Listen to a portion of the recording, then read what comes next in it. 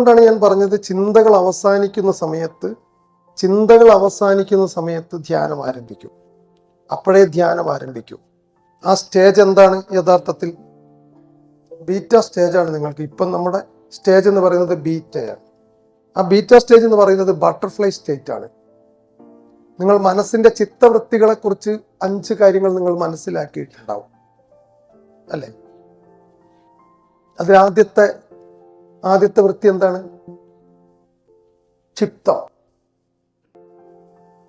ക്ഷിപ്താവസ്ഥ. അത് butterfly state ആണ്. മൂഢം, ഏകാഗ്രം, വിക്ഷിപ്തം, നിരുദ്ധം.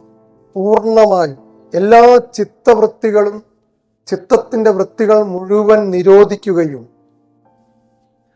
അലയൊഴിഞ്ഞ ആഴി പോലെ പ്രശാന്തമായി ഇരിക്കുകയും ചെയ്യുന്ന ഒരവസ്ഥയാണ് യഥാർത്ഥത്തിൽ ധ്യാനം. ഈ ധ്യാനം പഠിക്കുന്ന സമയത്ത് നമ്മുടെ ശരീരം ഇങ്ങനെ ഡ്രാക്കുളയെ പോലെ, നിങ്ങൾ കണ്ടിട്ടുണ്ട്, പല സിനിമയിലും കണ്ടിട്ടുണ്ട്, ആളുകൾ ഇങ്ങനെ കിതപ്പ് ഇങ്ങനെ കാണിക്കുന്നത് കാണാം. ഈ പ്രേതങ്ങളൊക്കെ ഉള്ള സിനിമയിൽ കാണാം. ഇപ്പോഴും അവർ ഇങ്ങനെ ആക്കിക്കൊണ്ടിരിക്കും.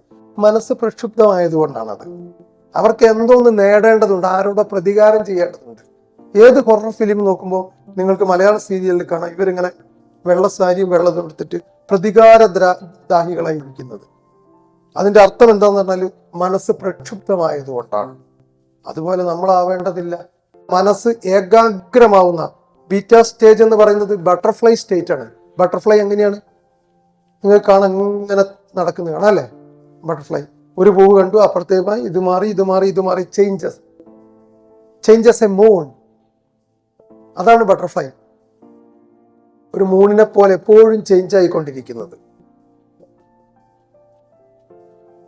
അപ്പോ അത് ഒഴിവാക്കാൻ ഏക മാർഗം നമ്മളെ അറിയുക, നമ്മൾ എന്താണ് ചെയ്യുന്നതെന്ന് അറിയുക എന്നുള്ളതാണ്.